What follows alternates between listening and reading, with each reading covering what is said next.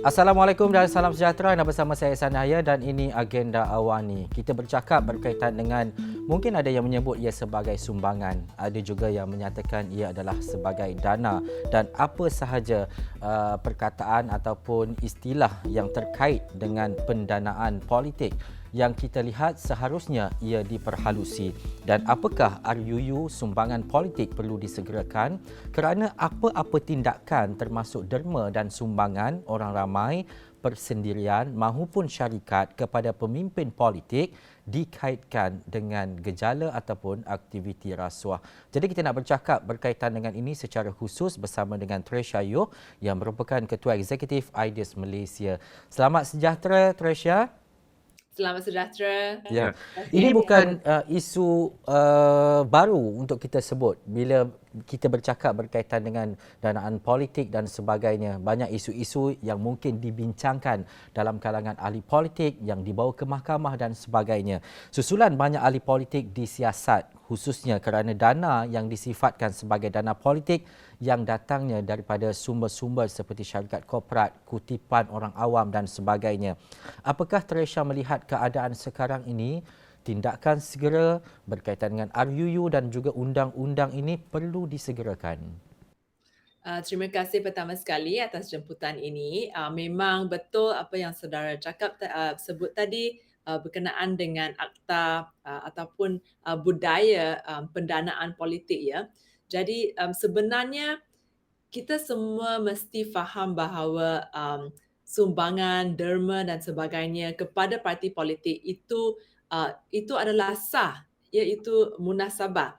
Tetapi kita mesti ada had-had yang ditetapkan oleh undang-undang supaya kita tahu apa jenis sumbangan dan jenis dana yang dibenarkan di bawah undang-undang dan juga apakah jenis sumbangan dan dana yang tidak dibenarkan. So itu adalah persoalannya. Sebab parti politik memang pada hakikatnya memerlukan dana sebab mereka mesti bayar pegawai-pegawai untuk membiayai pejabat dan sebagainya. Jadi operasi sesebuah parti politik memang cukup banyak dan memerlukan dananya. So kita tak menyatakan bahawa sumbangan dan dana itu secara keseluruhan tidak dibenarkan, tetapi jenis apa yang dibenarkan dan jenis apa yang tidak dibenarkan itu adalah akan terkandung di bawah sesebuah akta pendanaan politik. So akta itu akan jelas menyatakan di bawah undang-undang, di bawah peraturan yang tertentu, jenis apa yang dibenarkan dan tidak dibenarkan. So itu adalah itu basisnya lah untuk kita kena memulakan daripada titik permulaan itu.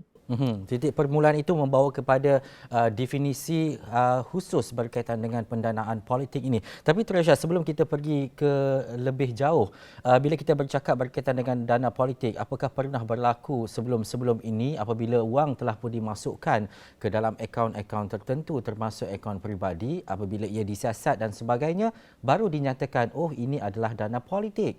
Sedangkan sebelum itu tidak dinyatakan apa-apa berkaitan dengan sumbangan ataupun dana tersebut. Ya, jadi kalau kita rujuk kepada Akta SPRM 2009 yang sedia ada sekarang ini, sebenarnya ada beberapa section di bawah akta tersebut yang sudah menyatakan bahawa definisi rasuah itu adalah apabila ada gratification, sekiranya ada duit yang diberi dan apakah gratifikasinya. So dalam akta itu kalau masuk ke dalam akaun peribadi dan sebagainya memang itu akan disahkan sebagai rasuah. So itu yang kita tahu. Tetapi apa yang kita bincang ni ialah sekiranya duit itu dimasukkan ke dalam akaun peribadi tetapi disalurkan 100% ke dalam akaun parti, adakah ini di bawah undang-undang dikira sebagai rasuah ataupun tidak? Jadi dalam akta sekarang parti the nama parti itu ataupun perkataan parti itu tidak disebut. Jadi saya rasa menunjukkan bahawa satu, kita perlu akta pendanaan politik dan sebenarnya kedua, kita juga memerlukan satu akta parti politik. Itu adalah lebih besar dan mungkin agak sukar juga untuk diterima oleh parti-parti politik, tetapi oleh justru itu kita boleh fokuskan kepada akta pendanaan politik dahulu. Dan seperti mana Encik Ehsan bangkitkan tadi, berkenaan dengan kes-kes kebelakangan ini, jadi kes yang besar seperti SRC ataupun kes 1MDB, semua kes ini menunjukkan bahawa memang ada keperluan untuk adakan akta yang sesuai. Sebab sekiranya tiada akta, besar kemungkinannya mungkin ada kes-kes lain yang melibatkan syarikat yang ada berkaitan dengan kerajaan dan mungkin duit itu boleh disalurkan juga kepada akaun parti ataupun akaun peribadi untuk tujuan parti, tujuan operasi parti yang tidak ada pihak yang berkenaan untuk memastikan bahawa semua ini dipantau. Dan juga Tresha, sekiranya dah ada undang-undang ataupun perkara ini diperhalusi dengan lebih besar lagi, adakah kita akan dapat menyaksikan bahawa pendanaan politik ini akan menjadi sedikit terhad berbanding sebelum-sebelum ini? Sekiranya nak masuk ke akaun ini dan sebagainya, mungkin dia ada rules ataupun tindakan susulan dan sebagainya. Bagaimana ia dapat dimudahkan dengan adanya undang-undang ini dan juga dapat diselaraskan dengan baik? Jadi, Ideas adalah menjadi sekretariat kepada kumpulan rentas parti parlimen berkenaan dengan berkenaan dengan pendanaan politik, topik itu ya.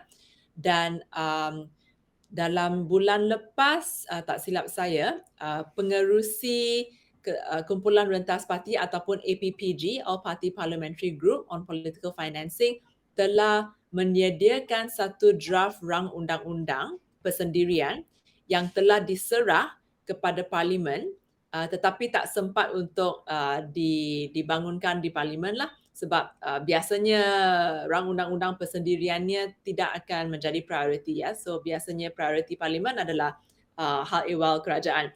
Jadi dalam draft rang undang-undang tersebut, cadangan kami adalah supaya hanya mesti ada akaun-akaun rasmi yang diselaras oleh parti sahaja. Maksudnya cadangan kami ialah untuk tidak ada akaun peribadi. Sekiranya sesuatu parti politik ingin menerima dana tersebut untuk aktiviti-aktiviti mereka, akaun mesti satu, akaun rasmi, dan keduanya, akaun itu mesti didaftarkan terlebih dahulu dengan sesebuah suruhanjaya bebas. Jadi cadangan kami juga ialah suruhanjaya bebas ini adalah suruhanjaya yang independen, yang memang independen daripada eksekutif dan ditubuhkan khususnya untuk memastikan bahawa semua dana ini diterima pakai. So cadangan kami adalah tiada akaun peribadi tetapi akaun rasmi yang didaftarkan kepada suruhanjaya yang bebas yang akan memantau semua aktiviti ini. Dan juga Tresha, satu perkara penting apabila Tresha menyatakan ideas berperanan melihat kepada keadaan dan juga situasi rentas parti untuk pemahaman dan juga memberi penilaian yang jelas berkaitan dengan pendanaan politik dan undang-undang ini. Bagaimana penerimaan dan juga keadaan dan juga pemahaman parti-parti politik berkaitan dengan apa yang telah dan akan dilaksanakan oleh ideas ini? Okey, jadi apa yang saya difahamkan ialah memang kerajaan sekarang ada satu draft rang undang-undang yang telah disediakan di bawah naungan GIACC, di bawah Pejabat Perdana Menteri, dan apa yang saya difahamkan ialah draft rang undang-undang ini akan diberi kepada parti-parti politik dan juga masyarakat sivil dan akan adanya sesi-sesi perundingan di antara pihak kerajaan dengan pihak-pihak lain. Tetapi setakat ini, pada masa ini, kami belum lagi menerima jemputan untuk perundingan tersebut. Tetapi saya rasa dalam masa yang terdekat ini kami akan menerima jemputan tersebut, dan ini adalah sangat penting ya, sebab seperti Akta Lompat Parti sebelum ini, prosesnya adalah penting. Proses untuk memastikan bahawa semua parti dan masyarakat sivil juga ada kesempatan untuk melihat draft terlebih dahulu sebelum draft itu diberi ke parlimen. Dan salah satu cara adalah mungkin untuk mengadakan juga special select committee, so jawatan kuasa khusus parlimen yang mungkin boleh ditubuhkan supaya draft rang undang-undang tersebut akan ditelitikan oleh semua pihak yang tertentu, termasuk peguam-peguam dan mereka yang sudah melibatkan diri dalam proses membuat kajian, membuat penyelidikan tentang isu-isu pendanaan politik, dan ia adalah sangat penting juga untuk pakar seperti pakar ahli akademik dan sebagainya yang boleh membuat kajian dan perbandingannya di antara sistem politik di Malaysia, sistem politik di negara lain, dan cara apa yang paling sesuai untuk kami mengamalkan di sesebuah sistem seperti di negara Malaysia yang berdasarkan demokrasi berparlimen. Dan juga perkara asas dan juga perkara pokok apabila adanya draft undang-undang dan juga undang-undang ini nanti adalah untuk memastikan bahawa tidak ada ketirisan dan juga keadaan ataupun aktiviti rasuah. Itu antara perkara utama yang perlu yang dilihat dan juga untuk dipastikan ia tidak berlaku. Apakah Teresha meyakini bahawa walaupun ada undang-undang seperti ini dan sebagainya, kegiatan rasuah itu masih lagi boleh berlaku? Ya, betul. Di negara-negara lain di mana memang sudah ada akta seperti Akta Pendanaan Politik, memang budaya rasuah dan budaya ketirisan ini saya rasa memang susah untuk menghapuskan segalanya 100%. Tetapi jadi di negara-negara lain yang adanya akta, mungkin masih ada kes-kes di mana rasuah akan berlaku, tetapi apa yang penting ialah kita mengurangkan kes-kesnya dan mengurangkan betapa banyaknya ketirisan yang boleh berlaku. Dan cadangan kami juga ialah untuk memastikan bahawa sumbangan itu dibenarkan setakat had yang ditentukan dalam versi rang undang-undang yang kami cadangkan.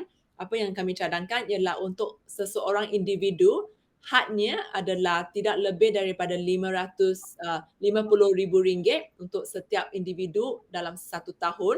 Jadi setiap individu yang berumur 18 ke atas tidak dibenarkan membuat sumbangan kepada sesebuah parti lebih daripada itu. Untuk sebuah syarikat, kami menentukan hadnya sebagai RM100,000, dan untuk satu kumpulan syarikat, hadnya adalah RM500,000. Dan apa yang penting ialah kami cadangkan juga agar syarikat yang berkaitan dengan kerajaan tidak dibenarkan langsung untuk memberi sumbangan kepada parti politik, sebab syarikat yang berkaitan dengan kerajaan ataupun own oleh kerajaan, sebenarnya duit dan dana tersebut adalah sepatutnya dipegang oleh orang awam.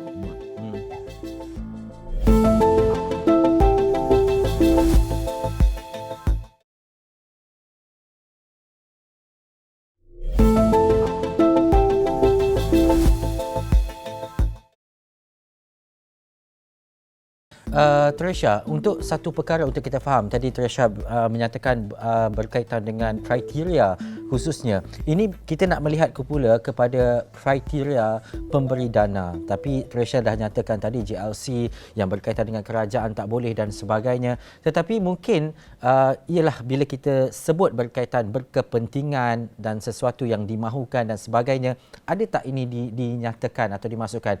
Ataupun hanya kita boleh nyatakan ini adalah dana politik dengan jumlah 100,000 atau 150,000, tak ada perkara-perkara lain yang perlu dinyatakan, mahukan ini, mahukan itu dan sebagainya.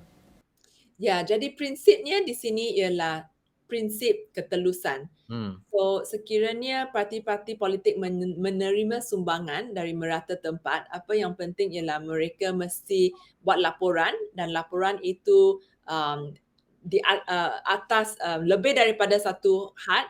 Jadi parti juga tak perlulah menyatakan semua sumbangan yang diterima RM20, RM50 macam tu kan terlalu banyak kan. So laporan itu mesti telus, mesti dilaporkan oleh parti sendiri kepada Suruhanjaya yang bebas. Tetapi saya nak menyatakan dua benda. Satu, soalannya mungkin akan datang, iaitu okey, NGO ini nak menghadkan parti politik daripada menerima sumbangan lebih daripada satu amount dari pihak tertentu, dari GLC dan sebagainya. Parti mungkin akan tanya, di mana saya boleh dapatkan duit ni? Jadi politik ni adalah satu bisnes yang mahal. Itu mungkin akan timbul ya soalan itu. Jadi apa yang kami cadangkan ialah memang kami faham parti politik memerlukan dana untuk survival, tetapi apa yang kami cadangkan ialah dana itu boleh datang daripada kerajaan sendiri. Jadi pendanaan awam memang diamalkan di banyak negara di merata tempat. So bagaimana kita boleh bahagikan duit tersebut? So apa yang kami cadangkan ialah kami akan agihkan dalam satu tahun 130 juta ringgit. Dan macam mana kami dapatkan nombor tersebut, iaitu kami dapat median. So median budget, so median perbelanjaan kerajaan dalam 10 tahun lalu sampai sekarang, dan kami ambil 0.05% daripada bajet tersebut, jumlah bajet. So apa yang kami cakap ialah 130 juta ringgit ini sebenarnya bukan perbelanjaan yang begitu banyak, tetapi sekiranya kerajaan boleh mengagihkan pendanaan awam ini kepada parti politik, maksudnya parti politik akan menerima dana berdasarkan peratusan undi yang mereka menerima dalam sesebuah pilihan raya umum. Jadi ini adalah adil dan saksama ya. Jadi parti politik yang menerima undi yang lebih akan menerima dana yang lebih juga. So, itu adalah pertama, sumbangan daripada sumbangan awam. So public funding ya, itu sangat penting ya. Jadi ini akan mengurangkan kebergantungan parti terhadap pihak-pihak korporat. Dan keduanya ialah amat penting. So saya balik kepada isu yang saya bangkitkan tadi tentang isu ketelusan, prinsip ketelusan. So ketelusan itu memang apa yang kita semua mahu, tetapi ia tidak akan berjalan kecuali Suruhanjaya yang bebas itu adalah memang bebas, dan tidak ada apa-apa campur tangan dan sebagainya daripada pihak eksekutif di kerajaan. Dan juga Tresha, satu perkara penting lain untuk kita faham, tapi menarik apa yang dinyatakan oleh Tresha tadi, 130 juta, mediannya sebegitu, dan melihat kepada berapa jumlah kerusi yang dimenangi supaya ia adil diberikan pendanaan politik ini kepada semua. Bukan berapa kerusi yang dimenangi ya. So berapa peratusan undi yang ditambah. Okey, berapa peratusan undi yang dimenangi. Saya lihat ia adil untuk pastikan bahawa parti-parti politik ini terutamanya boleh survive dalam memberikan semula kepada rakyat. Saya rasa itu antara tujuannya. Tetapi Tresha, antara perkara lain, adakah pendanaan politik ini perlu diwar-warkan ataupun dimaklumkan kepada awam contohnya? Tak apalah, kita reserve pemberi danaan politik, kita faham itu situasinya, tetapi dalam masa yang sama wajarkah untuk masyarakat dan juga orang awam tahu bahawa inilah jumlah danaan politik yang diterima oleh parti-parti tertentu? Ya, saya memang saya nak menekankanlah bahawa orang awam mesti tahu apakah tujuannya Mhm.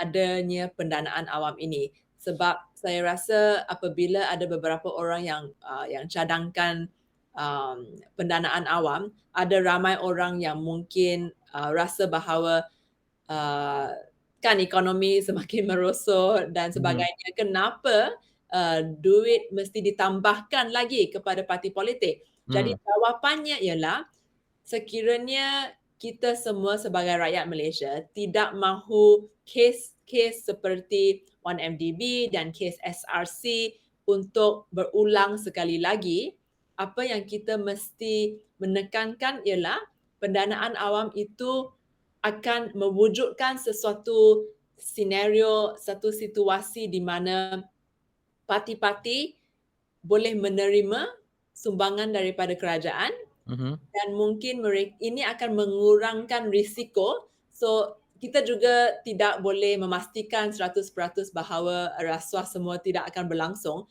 berlaku, tetapi apa yang kita boleh menyatakan ialah risikonya boleh dikurangkan dan dan kes-kes seperti SRC yang kebelakangan ini kita semua lihat boleh dipastikan supaya tidak diulangi lagi.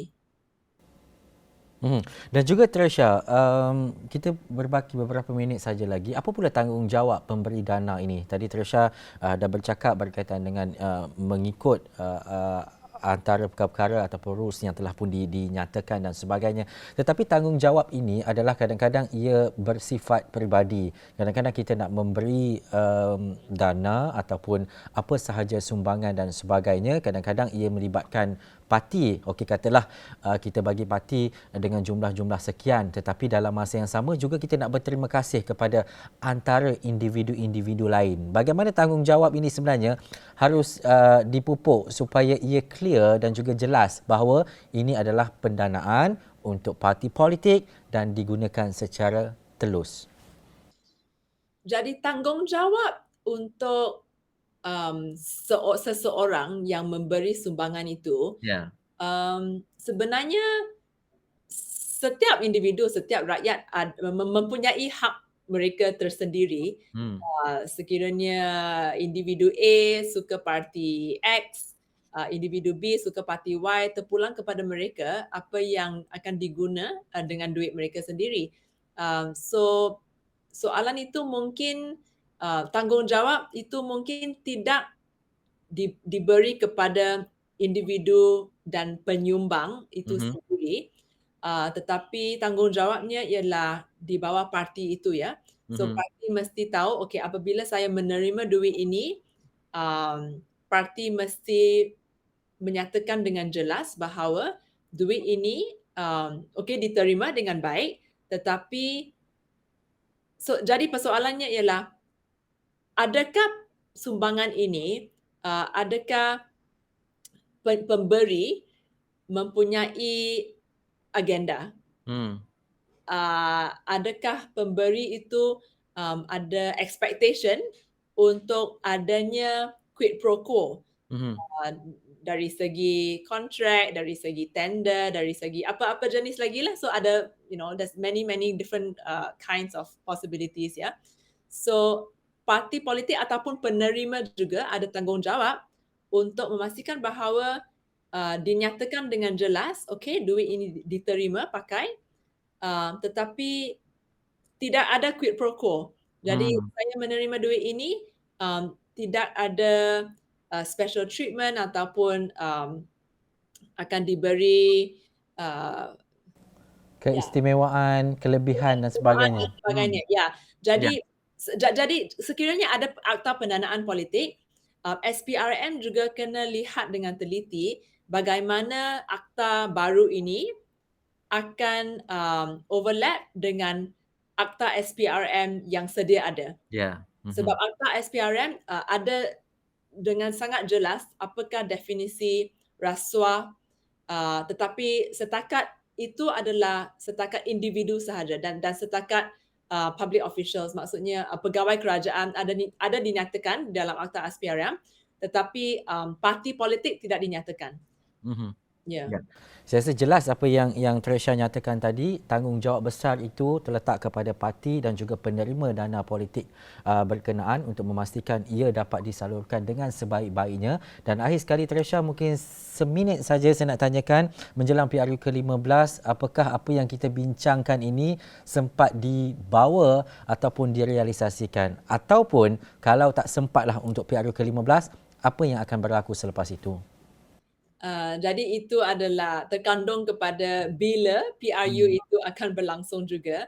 Jadi sekiranya PRU boleh ditangguhkan sampai tahun depan, saya rasa dalam 2 sesi parlimen Oktober dan juga Mac, sekurang-kurangnya satu, mungkin boleh ditubuhkan jawatan kuasa untuk meneliti draft rang undang-undang Akta Pendanaan Politik di mana semua parti politik dijemput, masyarakat sivil dijemput juga untuk menelitikan rang undang-undang tersebut. Kedua, sekurang-kurangnya mungkin rang undang-undang itu boleh